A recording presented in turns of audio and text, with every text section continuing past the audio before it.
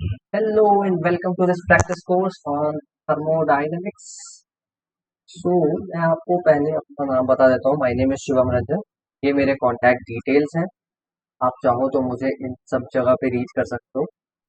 हालांकि ये मेरा टेलीग्राम का ये मेरा चैनल है. ये मेरा मेल आईडी है, पर्सनल मेल आईडी. और ये मेरा पर्सनल टेलीग्राम अकाउंट. आप इस QR कोड को भी स्कैन कर सकते हो इससे कनेक्ट करने के लिए. हालांकि तो मैं पहले बेसिक्स बता देता हूँ मैंने कैसे प्लान किया इस कोर्स को.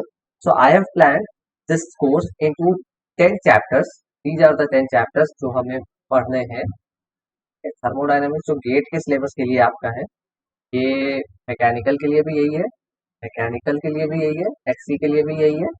ठीक है. मैं मोस्टली मैकेनिकल और एक्सी को कवर करूंगा. तो और किसी ब्रांचेज में आते हैं, जैसे नेवल आर्किटेक्चर में आता है और किसी में आता है, तो आप अपने हिसाब से आप कवर कर सकते हो. ठीक है.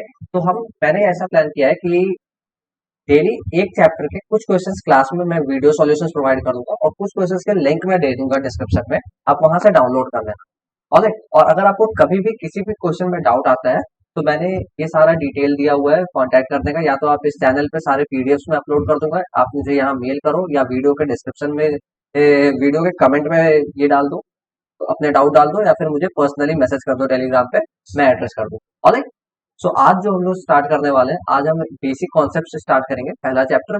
और मैंने 5 ही क्वेश्चन उठाए हैं क्योंकि स्टार्ट थोड़ा स्लो करेंगे. 10 चैप्टर है, 10 दिन में खत्म करेंगे. 10 चैप्टर 10 दिन में. ठीक है. धीरे धीरे मैं क्वेश्चंस के लेवल्स को भी बढ़ाऊंगा. मैंने बहुत अच्छे क्वेश्चंस कलेक्ट किए हैं. ठीक है. तो आपको मजा आने वाला है. तो पहले क्वेश्चन से स्टार्ट करते हैं. तो let's read out the question. आपको क्या करना है कि आप क्वेश्चन पढ़ो. ठीक है. थोड़ा सोचो, पॉज करो वीडियो को, थोड़ा सोचो. ठीक है. और जब ना हो तो फिर मेरे सॉल्यूशन को देखो. Alright. let me read out the question. A vessel as shown in the figure in which there are two compartments at different pressure. Okay, there are two compartments X and Y. Okay, different pressures पे है. तो मैंने इसके pressure को Py assume किया, इसके pressure को अभी के लिए Px एज्यूम किया है. Alright.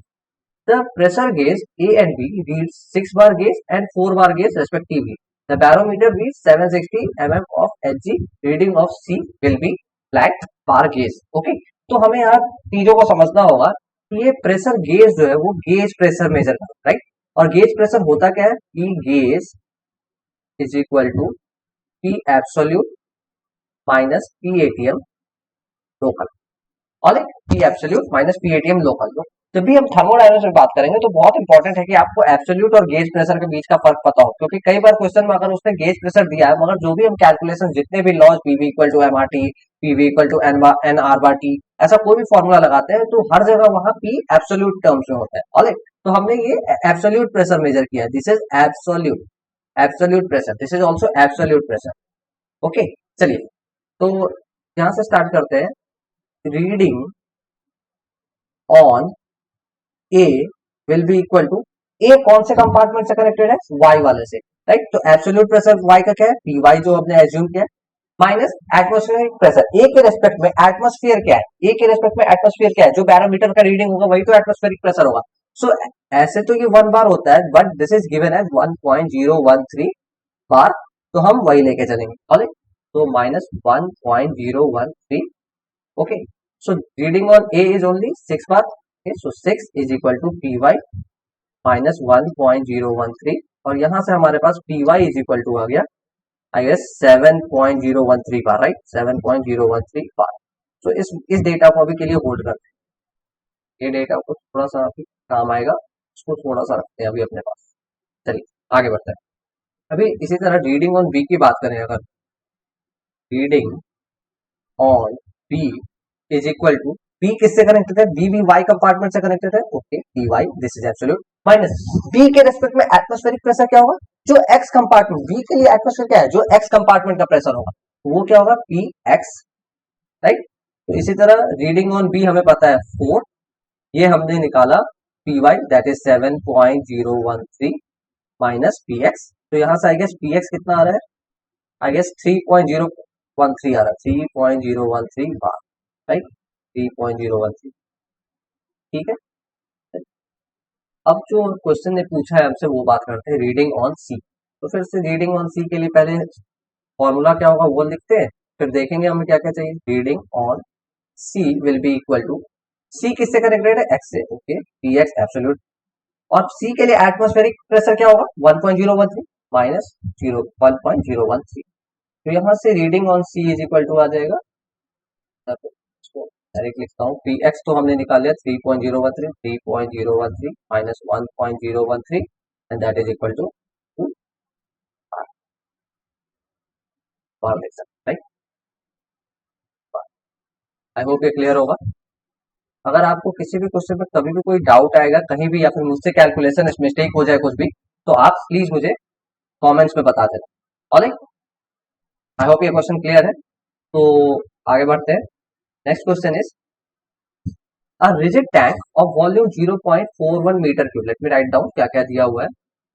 Volume is equal to 0.41 metre cube, okay, contains air at 7 bar and 21 degree Celsius, okay, pressure is equal to 7 bar.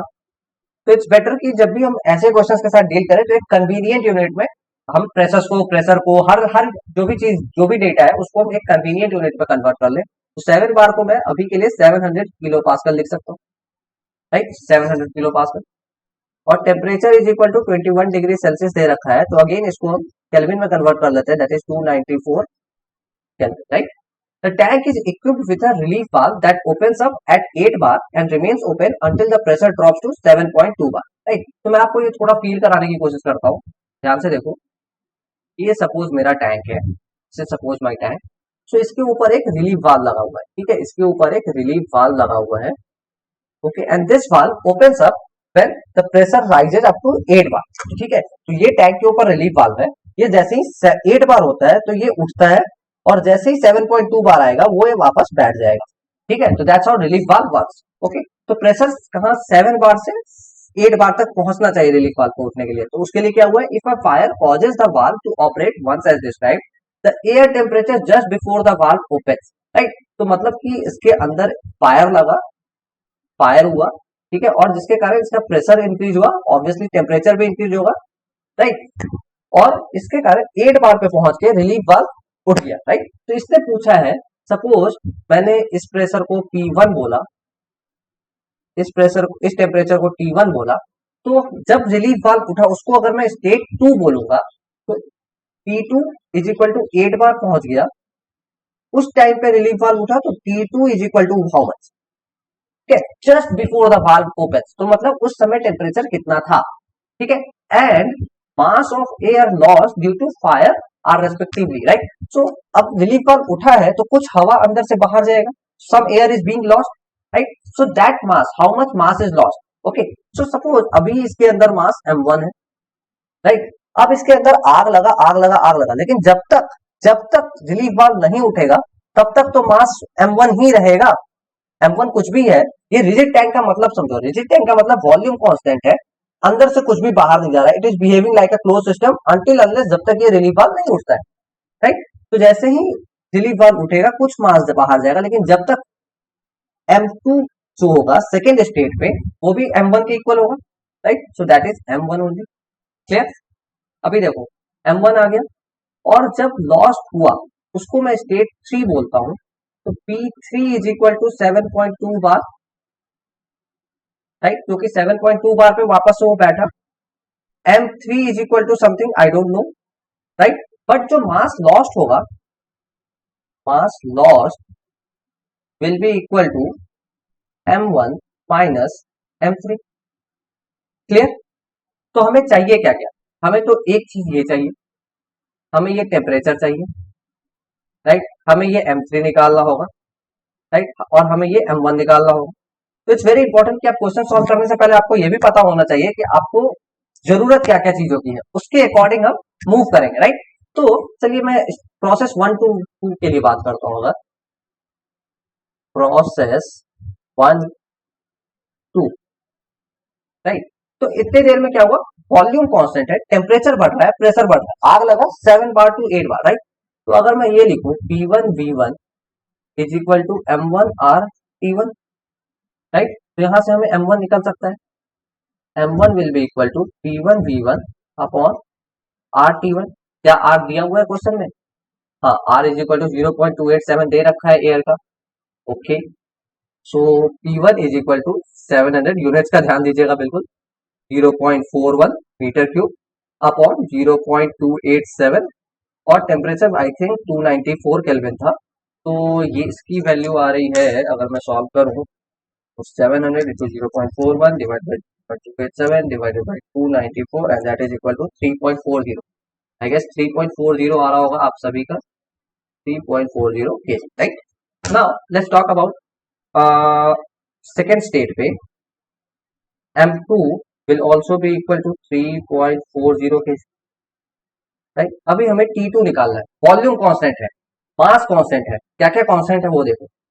Volume constant है, मास कांस्टेंट है, आर कांस्टेंट है एयर का, तो pressure directly proportional to temperature है, right. Pressure is directly proportional to temperature इस 1 to 2 process में। So P1 by P2 will be equal to T1 by T2, right. तो यहां से हम लिख सकते हैं T2 is equal to P2 by P1 multiplied by P1. So let's substitute the value. P2 is 800, P1 is 700 and T1 is 294. So this is coming out to be, I guess, कितना आ रहा है 800 by 700 multiplied by 294 and that is equal to 336. Mind you, it is in Kelvin. ठीक है, तो यहाँ से अगर इसे हम सेल्सियस में कन्वर्ट करेंगे 336 minus 273 that is equal to 63 degree Celsius. That is 63 degree Celsius, right? So let's see the options. तो हमारे पास या तो ये हो सकता है 63 या तो ये हो सकता है, तो बी और डी तो नहीं हो सकता है। ये फायदा है एमसीक्यू टाइप क्वेश्चन के अप्रोच का, ठीक है। आप एमसीक्यू टाइप क्वेश्चंस को आप देखो, ठीक है, और कुछ ऑप्शंस एलिमिनेट कर सकते हो, बट यहाँ क्वेश्चन ऑप्शंस ऐसा हुआ कि बी और डी एलिमिनेट हुआ, बट अभी भी ए और सी के बीच में ऑप्शंस हैं हमारे पास, और रेंज भी बहुत क्लोज है, रेंज भी बहुत क्लोज है। तो कैलकुलेशंस आप कोशिश कीजिएगा 2-3 डेसिमल डिजिट तक लेके चलो, ठीक है। चलो M1 हमने निकाल लिया, अभी हमें क्या चाहिए, हमें T2 आ गया, हमारे पास M1 आ चुका है, अभी हमें M3 निकालना है। तो let's talk about state 3, right. और इसने कहा assume that the temperature of air remains constant during discharge and air in the tank behaves as ideal gas. Okay, तो हम आइडियल गैस इक्वेशन लगा सकते हैं, ठीक है। तो अगर हम ये बात करें P2V2 is equal to M2 R T2, right, और P3V3 is equal to M3 R T3, but यहां से आप देखोगे तो V2 is equal to V3 है, राइट, और T2 is equal to T3 है। क्यों? क्योंकि ये तो दिया ही हुआ और रिजिड टैंक है, तो जो भी वॉल्यूम अंदर होगा वो तो हमेशा ही कांस्टेंट रहने वाला है, राइट। तो अगर हम इसे डिवाइड करेंगे तो P2 by P3 is equal to M2 by M3, यहां से हमारा M3 इज इक्वल टू आ रहा है, M3 इज इक्वल टू आ रहा है P3 by P2 multiplied by M2 and that is coming out to be P3 is 7.2, that is 720 kPa divided by P2 is 800 multiplied by M2, M2 is nothing but M1 that is 3.4 हमने निकाला था। तो ये कितना आ रहा है 720 by 800, 720 by 800 multiplied by 3.4 that is equal to 3.06 kg, 3.06 kg, clear है।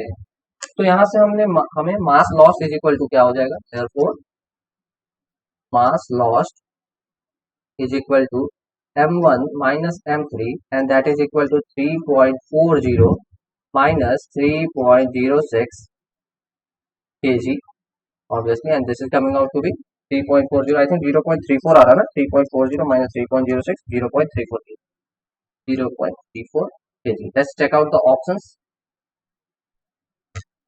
0.34, I guess option A आ रहा होगा आप सभी का।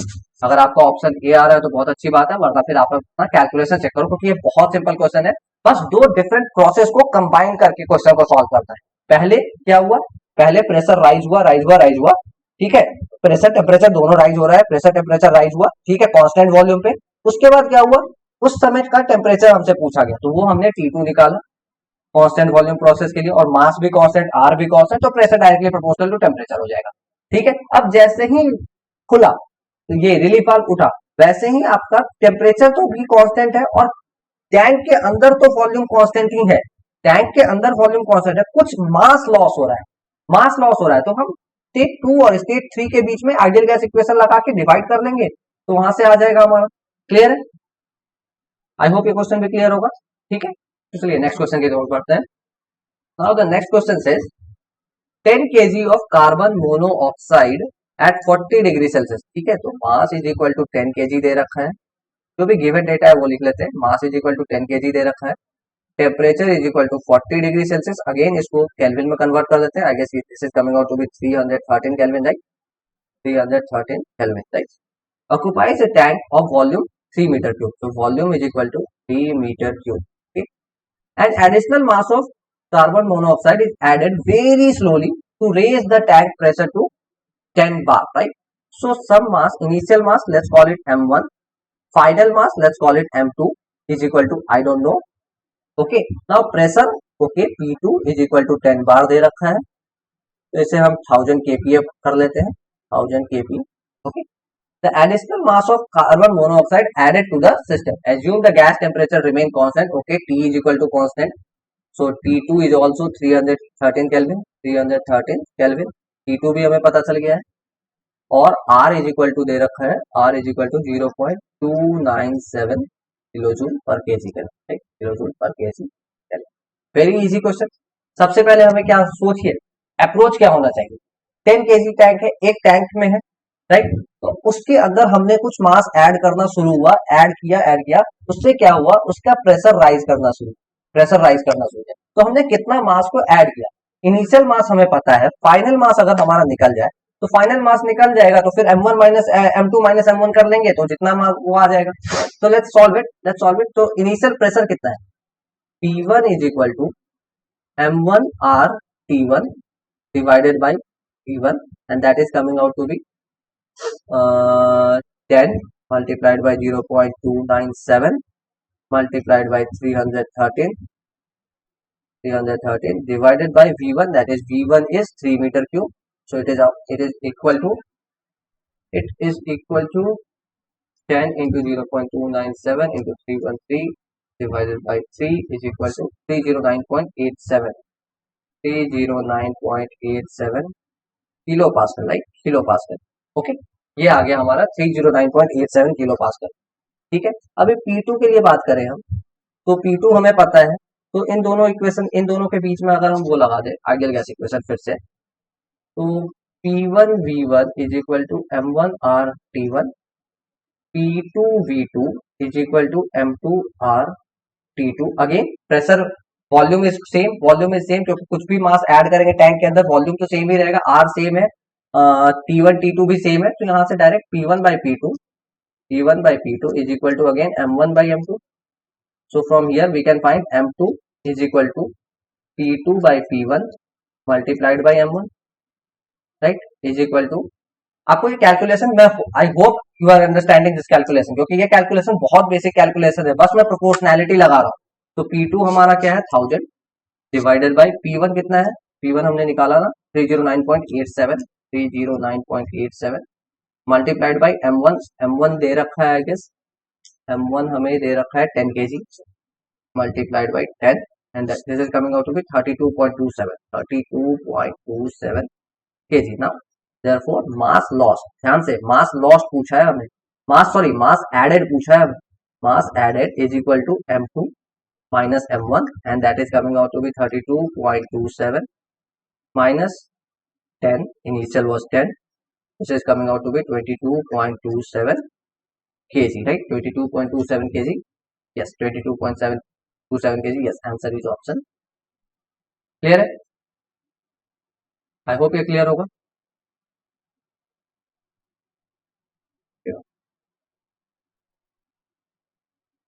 ठीक है, चलिए नेक्स्ट क्वेश्चन ट्राई कर.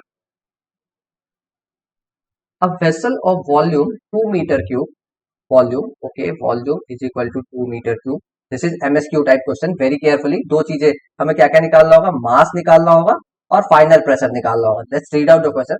Volume is equal to 2 meter cube, contains hydrogen at 101.32 kilopascal. Pressure is equal to 101.32 kPa, right? And temperature is equal to 27 degrees Celsius, that is equal to 300 Kelvin, right? An evacuating pump is connected to vessel and the evacuation process is continued till the pressure becomes 93 point, suppose this is initial pressure, and final pressure becomes 93.4 kilopascal.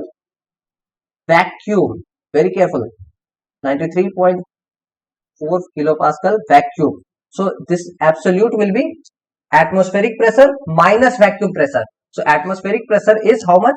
They have not given us anything. Okay, they have not given us anything. So 101.32 ही ले लेते हैं. 93.4 is equal to 7.92 kPa. 7.92 kPa. This is absolute. kPa absolute. This is absolute because they have given us in vacuum. So बहुत ध्यान से, मैंने बोला था ऐसे वो प्रोसेस में थोड़ा सा हेर फेर कर सकते हैं, तो आप यूनिट्स का ध्यान रखिएगा. तो प्रेशर 7.92 kPa आ गया. मतलब क्या, एक वेसल है, उसके अंदर हाइड्रोजन है, इवैक्यूएटिंग पंप लगाया हमने. Suppose this is the vessel, ठीक है. इसके अंदर मैंने पंप लगाया, पंप से हमने हाइड्रोजन को निकालना शुरू किया, तो इसके अंदर का प्रेशर ड्रॉप हो, प्रेशर ड्रॉप हुआ. वॉल्यूम अभी भी सेम है, वॉल्यूम सेम है, बट प्रेशर ड्रॉप हो रहा है. Okay, is continued till the pressure become assuming to be at constant temperature. तो टेम्परेचर भी सेम रखा गया है, टेम्परेचर भी सेम रखा गया है. then cooling is then cooling is carried out up to 10 degree Celsius. उसके बाद फिर कूलिंग चालू किया गया, राइट. उसके बाद फिर कूलिंग चालू किया गया. assume hydrogen is a perfect gas, which of the following statement is or are correct. okay, perfect gas बोल दिया उसने, तो हम आइडियल गैस इक्वेशन यूज कर सकते हैं. तो let's solve this question. mass of hydrogen pumped out or final pressure, right. So again same concept. P1 V1 is equal to MRT1 M1 RT1. P2 V2 is equal to M2 RT2, right. ये constant temperature पे process किया गया. R constant, volume constant और temperature constant. तो again P1 by P2 is equal to M1 by M2. यहां से हमारा M2 और अभी तो हमारा M1 भी नहीं पता है, ठीक है. तो पहले M1 निकाल लेते हैं. M1 is equal to P1 V1 upon RT1, and this is coming out to be P1 is 101.32 multiplied by 2 divided by R. दिया है क्या? R भी नहीं दिया है. ओके, बट हाइड्रोजन का R तो हम निकाल सकते हैं ना. R of hydrogen is equal to 8.314 divided by what is the molar mass, that is 2. So it is, ये मैंने कैसे लिखा ये भी मैं एक्सप्लेन कर देता हूँ थोड़ा सा. R is equal to R bar upon molar mass is equal to 8.314 divided by 2, and that is equal to 8.314 divided by 2, that is equal to 4.157, right. So 4.157, let me substitute it, multiplied by T1 हमें पता है 300. So initial mass is equal to 101.32 multiplied by 2 divided by 4.157 divided by 300 is equal to 0.162 kg, और इसको मैं लिख सकता हूँ 162 ग्राम, because हमें मास ग्राम्स में पूछा है, इसलिए मैंने ग्राम में कन्वर्ट किया. ओके, चलिए नेक्स्ट सॉल्व करते हैं M2 के लिए. M2 is equal to P2 by P1 multiplied by M1, right. यहाँ से जो हमने ये लिखा था, जो हमने ये कंडीशन, ये स्टेटमेंट लिखा है यहीं से, ठीक है. तो यहाँ से P2 क्या है हमारा, क्या हमें P2 पता है? Let me check. P2 कितना है? P2 यस 7.92 और 101.3. ध्यान से 7.92 है, जल्दी में आप 93 पॉइंट जो भी दे रखा है वो मत ले लीजिएगा. 101.32 मल्टीप्लाइड बाई हमने कितना निकाला 0.162, right. 0.162 divided by 7.92 divided by 101.32 equal to 0.0127. It is coming out to be 0.0127 kg. So it is actually 12.7 gram, right? Yes, 12.7 gram, right? So mass pumped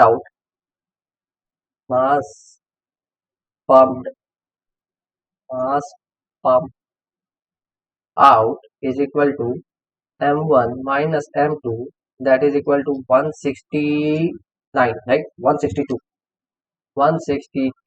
minus 12.7, and that is equal to 162 minus 12.7 is equal to 149.3 grams. 149.3 grams, right? तो this is our final answer, let's check it out. किसी option से match कर रहा है। Mass of hydrogen 149 to 151, 135 to 140। Okay, so this is more close. सो एक option तो हमारा आ गया, that is option A. Option A आ गया, ऑप्शन सी नहीं हो सकता। ठीक है, अभी फाइनल प्रेशर की बात कर। फाइनल प्रेशर का मतलब क्या? अभी तो पंपिंग हो रहा था, अब क्या हो रहा है, कूलिंग भी किया जा रहा है। अभी तक तो पंप किया जा रहा था, अब कूलिंग भी किया जा रहा है। तो P3 निकालना है, थर्ड स्टेज का प्रेशर निकालना है हमें, P3। Right, so let's find out P3। P2 is equal to 7.92 हमें पता है। ओके, M2 हमें पता है।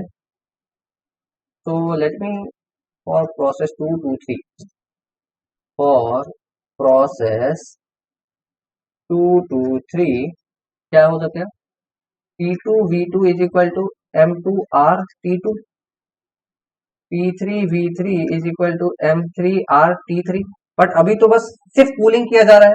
राइट, तो अगर हम इन्हें डिवाइड करें तो P2 by P3 will be equal to, again vessel का volume same, temperature 10 degree Celsius तक ले आया गया, मास सेम है, M2 M3 same, R same, T2 by T3 that is T2। I know I think T2 is T2, yes T2, assuming it to be constant temperature, जब तक वो evacuation चल रहा था तब तक। तो यहां से मेरा T2 भी पता है हमें, T2 is equal to T1 is equal to 300 is equal to 300 kelvin. Right, तो let me put down T2 is equal to 300 divided by T3। T3 we have to find out, T3 नहीं, T3 भी तो दिया हुआ है ना, 10 degree Celsius.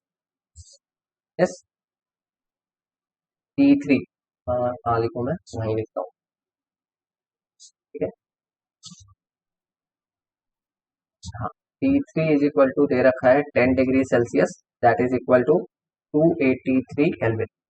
Right, 283। और P2 हमें कितना है, P2 कितना है, P2 हाँ लिख देता हूँ, बाई डिवाइडिंग P2 हमारा निकला था दैट इज 7.92। P3 हमें फाइंड आउट करना है, यहाँ से P3 इज इक्वल टू क्या हो रहा है, 7.92 multiplied by 283 divided by 300.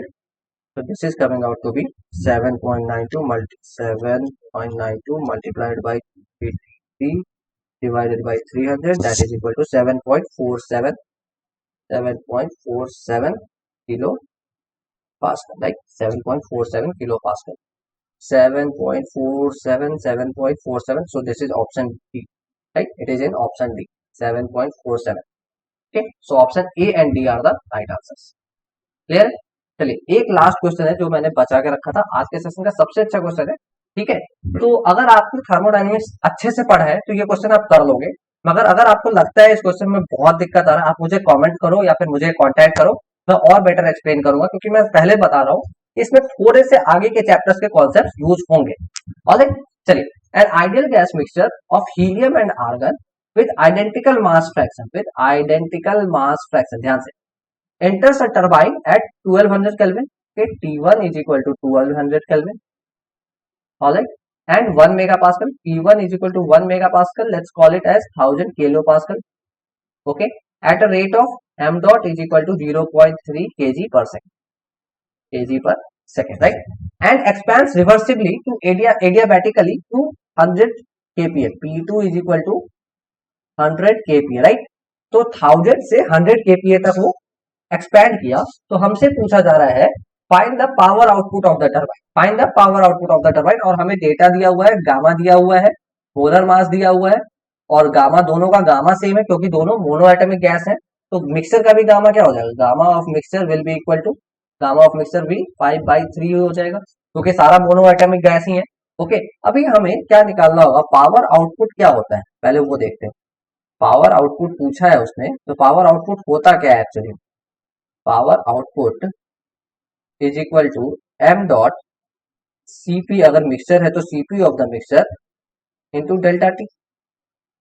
Right, तो हमें बेसिकली निकालना होगा डेल्टा टी, m डॉट हमें पता है, बट हमें ये डेल्टा टी निकालना है और Cp ऑफ द मिक्सचर निकालना है ना। Cp ऑफ द मिक्सचर क्या होता है, Cp of the mixture is equal to specific heat है। अगर मैं ऐसा लिखूं x1 into Cp1 plus x2 into Cp2, x1 x2 mass fractions है इंडिविजुअल का, राइट। सो 1 की जगह मैं बेटर है ऐसा लिखता हूँ, Cp of the mixture is equal to x of helium, mass fraction of helium, multiplied by Cp of helium plus mass fraction of argon into Cp of argon. But हमें mass fraction तो दिया नहीं है, but उसने लिखा है identical mass fraction, right. मतलब दो ही चीज अगर मिक्सचर में है और दोनों इक्वल है और टोटल मिलके 1 होना चाहिए, तो दोनों हाफ हाफ होंगे, right. So mass fraction of helium is also 0.5 multiplied by Cp of helium. Cp of helium हमें पता नहीं है, okay, Cp of helium I don't know, plus 0.5 multiplied by Cp of argon. अभी हमें मुझे दोनों का Cp भी नहीं पता है, राइट। तो let's find out Cp। Cp find कर कैसे करते हैं, Cp of helium is equal to gamma R upon gamma minus 1, right. Gamma R upon gamma minus 1, तो gamma is 5/3 multiplied by R, R is how much 8.314, R direct दे रखा है क्या, are भी डायरेक्ट नहीं दिया है, 4 एंड 40, ओके।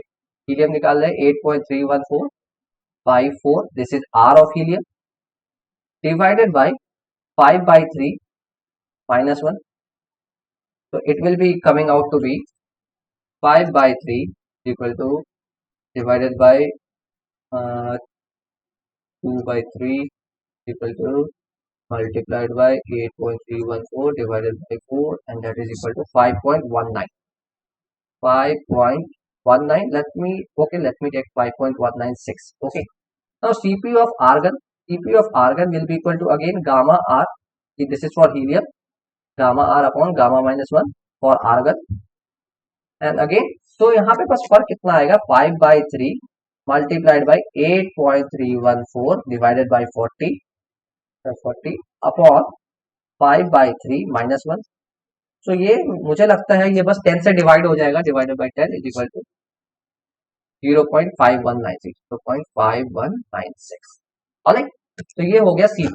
तो यहाँ से अगर Cp ऑफ मिक्सचर की बात करें तो that is equal to 0.5 Cp of helium plus Cp of argon, and that is coming out to be 0.5196 plus 5.196 equal to divided by 2 is equal to 2.85 मैं assume कर रहा हूँ, okay। चलो, so now I have got Cp of the mixture, Cp of the mixture मुझे पता चल गया। अभी डेल्टा T चाहिए, delta T is equal to how much, T1 minus T2, right. Pressure temperature drop हो रहा है तो T1 माइनस T2, तो हमें T2 चाहिए, राइट। हमें T2 चाहिए, हमें हमारे पास है क्या क्या, एडियाबैटिक कंडीशन। तो एडियाबैटिक कंडीशन के लिए हमें पता है T2 by T1 is equal to P2 by P1 raised to the power gamma minus 1 by gamma, right. तो यहाँ से T2 is equal to P2 by P1 raised to the power gamma minus 1 by gamma multiplied by T1. So let me substitute the values. T2 is how much?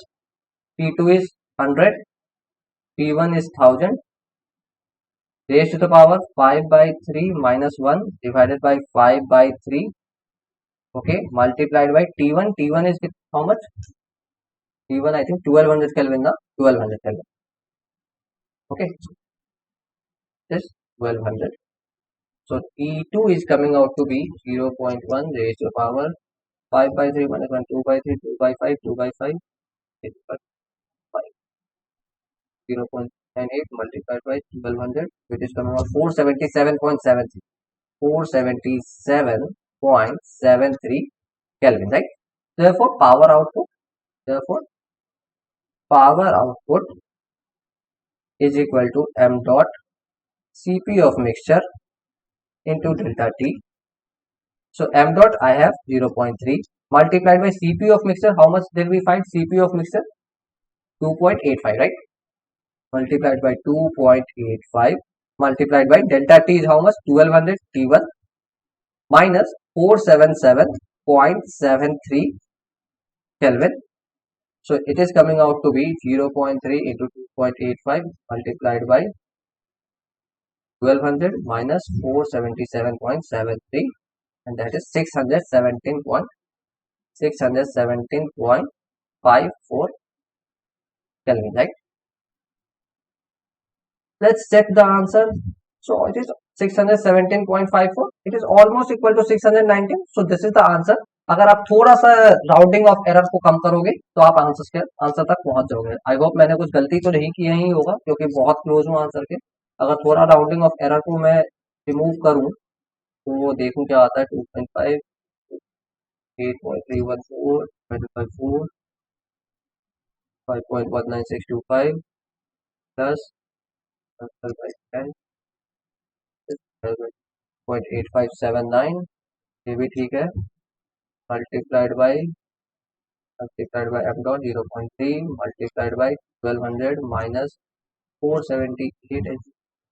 हाँ, it's almost the same, right. It's almost the same. 619. अगर आप थोड़ा rounding off error को कम करोगे, इसको 478 के approx assume कर लोगे, तो फिर आपका 619 के अराउंड आ रहा है, राइट. सो मैंने 5 क्वेश्चंस कराए हैं. आई होप आपको इन पांचों क्वेश्चंस में कोई डाउट नहीं होगा. ठीक है. अगर आपको कहीं भी कोई भी डाउट आता है, हाँ, तो आप मुझे कमेंट पे मैसेज करो या मुझे टेलीग्राम पे मैसेज करो या आप मुझे मेल भेजो. मैं एक बार फिर से सारे क्वेश्चंस को एक्सप्लेन कर देता हूँ बस ब्रीफली. ये क्वेश्चन में क्या था, हमें एब्सोल्यूट प्रेशर और गेज प्रेशर के बीच का रिलेशन जानना है और एटमॉस्फेरिक प्रेशर कब किस केस में क्या होगा. लोकल एटमॉस्फेरिक प्रेशर लेते हैं. ठीक है. और फिर नेक्स्ट क्वेश्चन में क्या था, यहाँ ध्यान देने वाली बात क्या थी कि दो प्रोसेसेस सेपरेटली इन्वॉल्व है. पहले क्या हुआ, आग लगा, आग से प्रेशर राइज किया, टेम्परेचर राइज किया. फिर जब 8 बार पहुंचा, फिर वो रिलीफ वाल्व उठ गया. रिलीफ वाल्व उठने के बाद कुछ मास लॉस हुआ, फिर उसके बाद वापस से प्रेशर डाउन हुआ और फिर वो वाल्व बैठ गया और फिर से सिस्टम वापस से बैक टू नॉर्मल हो गया. ठीक है. तो हमने क्या किया, सबसे पहले टेम्परेचर निकाला. जो सेकंड केस, जब तक वो आग लग के जब तक रिलीफ वाल्व नहीं उठा था तब तक का केस का वॉल्यूम कांस्टेंट है, मास कांस्टेंट है, ये मान के. ठीक है. उसके बाद जब वो रिलीफ वाल्व उठा तो टेम्परेचर कांस्टेंट क्वेश्चन ने दिया था. जब तक वो मास एस्केप हो रहा है during the discharge, temperature constant मान के. फिर हमारा वॉल्यूम अंदर कांस्टेंट, टेम्परेचर कांस्टेंट. तो इस बार भी हमारा मास बस जा रहा है तो नया मास निकाल सकते हैं और फिर मास इनिशियल मास माइनस फाइनल मास करके हम मास लॉस निकाल सकते हैं. ठीक है. ये भी मास लॉस का क्वेश्चन था और ये क्वेश्चन में भी मास, इसमें बस क्वेश्चन में ये था मास ऐड कर रहे थे इस बार हम लोग. ठीक है. इस बार हम लोग मास ऐड कर रहे थे और इसमें एक ही प्रोसेस था, सीधे मास ऐड किया, प्रेशर बढ़ा तो कितना मास ऐड किया. तो अगेन आप सिंपल आइडियल गैस इक्वेशन लगा सकते हो. उसके बाद फाइनल मास माइनस इनिशियल मास कर सकते हो. ओके. और फिर ये क्वेश्चन था क्योंकि ये this one was good question. दो दो दो ये एमएसक्यू टाइप क्वेश्चन था. आपको आराम से पहले पहले इवैक्यूएशन हो रहा था और फिर कूलिंग किया गया. पहले इवैक्यूएशन हुआ और फिर कूलिंग किया गया. फिर हमने स्टेप बाय स्टेप पहले मास कितना पंप आउट हुआ, उसके बाद जब कूलिंग हुआ तो फिर फाइनली कितना प्रेशर ड्रॉप होके आया वो हमने निकाला. ठीक है. तो 7.47 kilo pascal was our final answer, right. This was our final. ये दो आंसर. ओके. और उसके बाद फिर हमने आखिरी क्वेश्चन ये क्वेश्चन किया था. तो यहाँ दो बस एक छोटा सा कॉन्सेप्ट था कि आपको ये पता होना चाहिए power output from a turbine क्या होता है, right. Power output from a turbine क्या होता है, M dot into CPU of mixer into delta T, right. उसके बाद फिर तो नॉर्मल प्रोसेस था, सीपीयू ऑफ द मिक्सर कैसे निकाला. ये अगर किसी को भी इस क्वेश्चन में कोई भी डाउट होगा तो आप मुझे कमेंट करना या फिर मुझे पर्सनली कांटेक्ट करो, मैं एक्सप्लेन करूंगा उसको. ठीक है. ऑलराइट. तो ये था आज का सेशन. आपको आई होप मजा आया होगा. आपको और क्वेश्चंस मैं करवाऊंगा, एक एक करके मैं वीडियोस डालता रहूंगा. मैं चाहूंगा कि आप लोग बस अगर आपको अच्छा लगे आप लाइक शेयर सब्सक्राइब करो एंड बाय बाय.